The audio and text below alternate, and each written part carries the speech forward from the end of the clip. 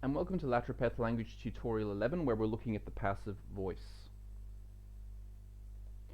The passive is a grammatical construction where the object of an active sentence appears as the subject in the equivalent passive sentence. So we'll have a look first at an example from English. We've got a basic simple sentence here: the man reads the book, and we've got the subject and the object illustrated there. I said in an earlier video that the subject is the doer of the action of the verb, the object is the receiver of the action of the verb, but I said that that wasn't quite the correct definition, but it worked for our purposes. When we get into the passive, that's where it can become a bit confusing.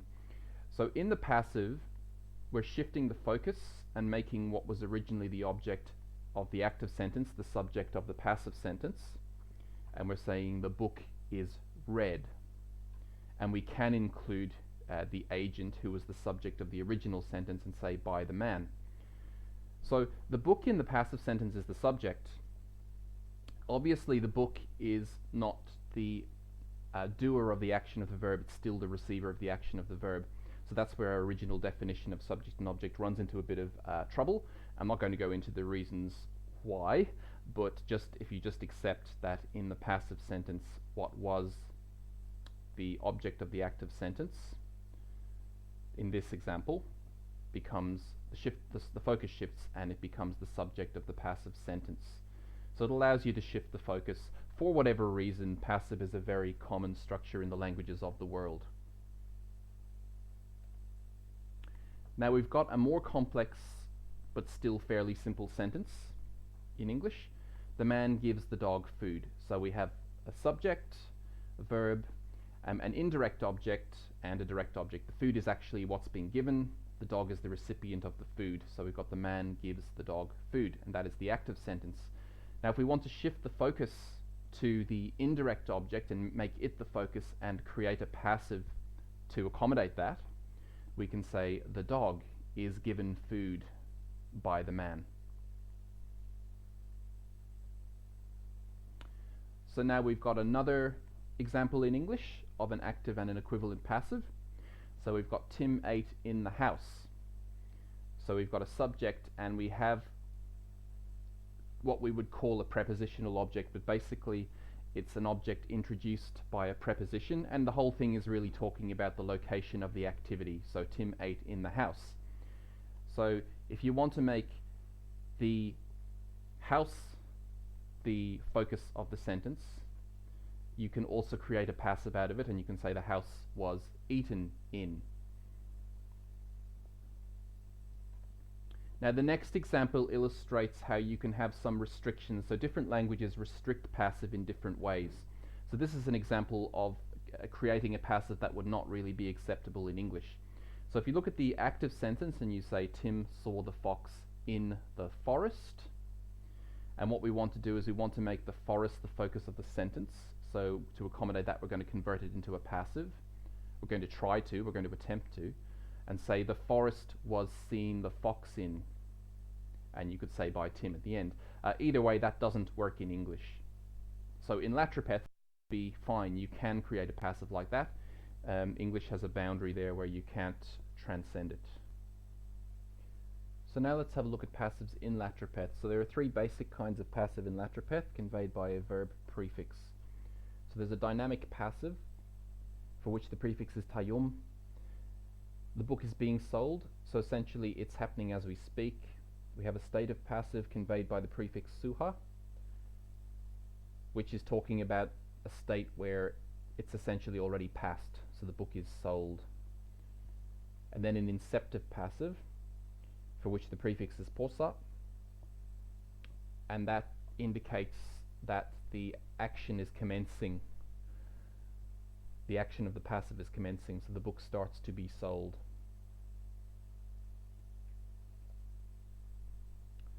So let's start to look at some examples. So we're first looking at the dynamic passive in Latropeth with the verb prefix tayum. So first we'll have a look at we've got an active sentence there. The man eats the meat.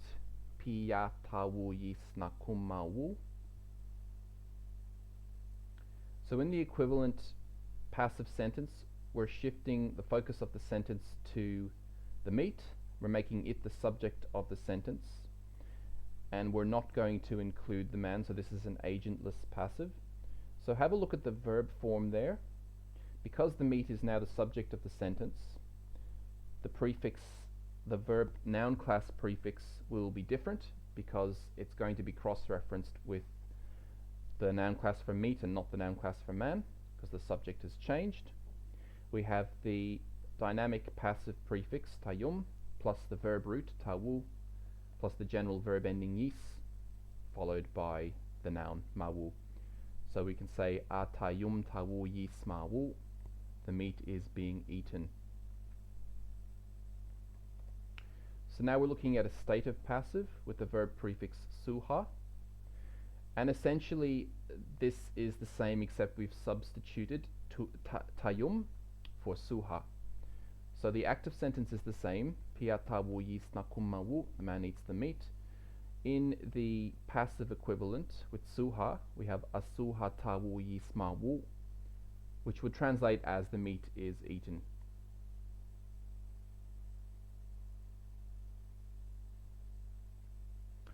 So here we have the same sentence passivized again, this time using posa for the inceptive passive, and we have aposa tawu yismawu. So in this case it would mean the meat starts to be eaten. That's inceptive passive.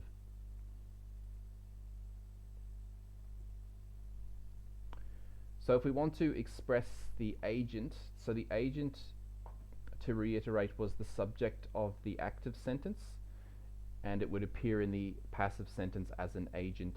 In English it's introduced by the preposition by. In Latropeth it's yemem, so yemem plus agent.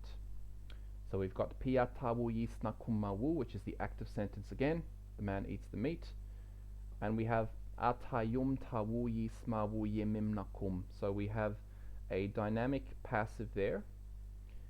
The meat is eaten by the man, and we've included the agent yemem nakum, by the man. So that would translate as the meat is being eaten by the man. Other passive structures in Latropeth. So let's have a look at making a passive for the indirect object. So again, let's have a look at the example in English first. So we have an active sentence there. The boy gives the squirrel nuts. The boy is the subject. The squirrel is the indirect object, the recipient of the nuts, and the nuts are the direct object, what's being given. In the equivalent passive sentence, we're shifting the focus to what was originally the indirect object and making it the focus of the sentence and creating a passive saying the squirrel is given nuts by the boy. So how do we construct a passive like this in Latropeth, a passive of the indirect object? So you probably want to pay close attention here. So we've got tayum, which is the verb prefix. Now that could be suha, could be posa, depending on what kind of passive you wanted to construct, a dynamic, a stative, or an inceptive. Here we've got tayum plus the verb root, so that's vr. It just means the main component of the verb that actually expresses the action, followed by a suffix. So that's attached to the end of the verb root, which is yema. That's specifically when you're making a passive that's based on the indirect object of the equivalent active sentence. The direct object of the active sentence, which was nuts, is going to appear in the passive sentence preceded by pewa, which is just a preposition. And then if you want to include the subject of the original active sentence, which would be the boy, you can include that as an agent in the passive sentence preceded by yemem as before. So first we've got an active sentence here. Piasuya na yis balum tifa yemaboye. The boy gives nuts to the squirrel. Just have a look at the constituents there. You've got the verb gives, the boy subject, tifa the nuts object, yemaboye to the squirrel the indirect object.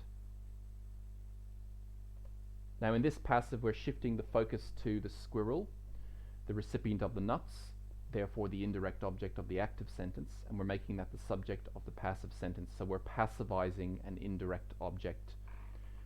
So because the squirrel becomes the subject in the passive sentence, the noun class prefix on the verb will change, because na is the noun class prefix that corresponds to squirrel.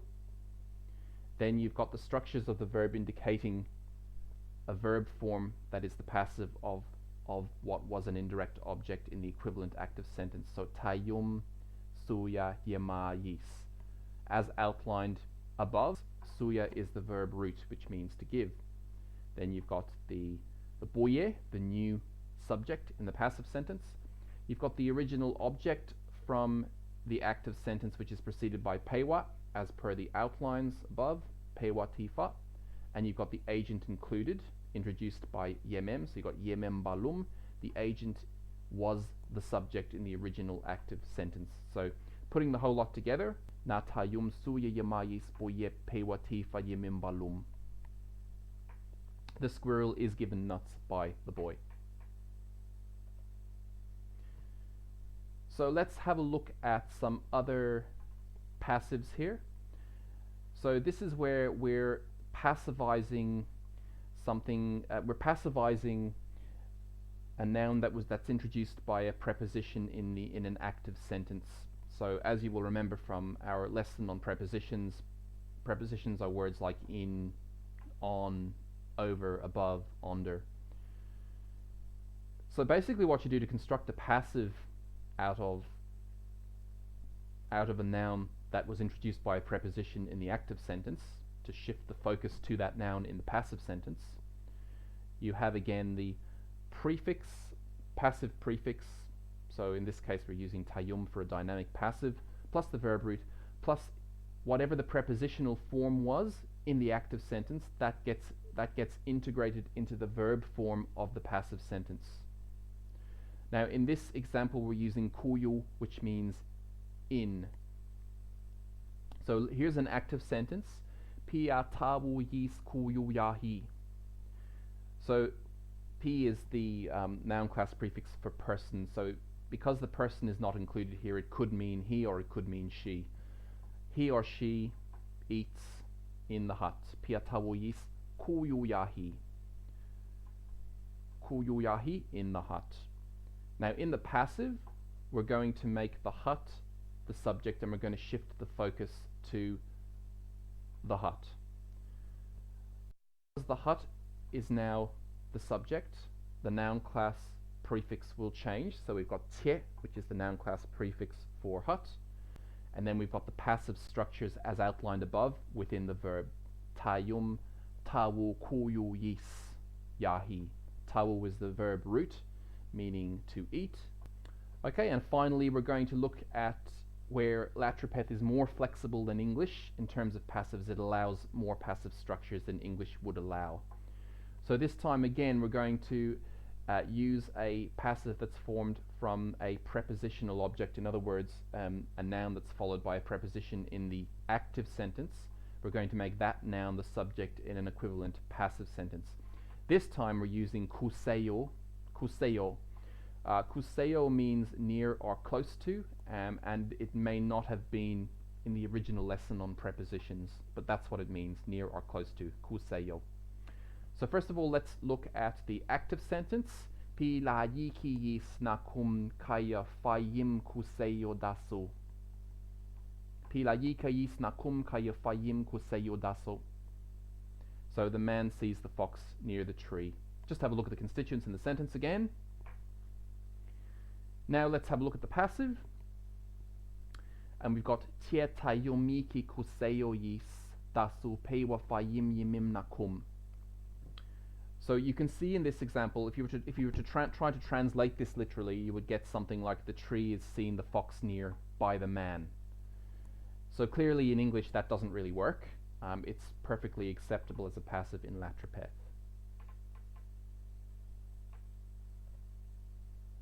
Thanks for watching.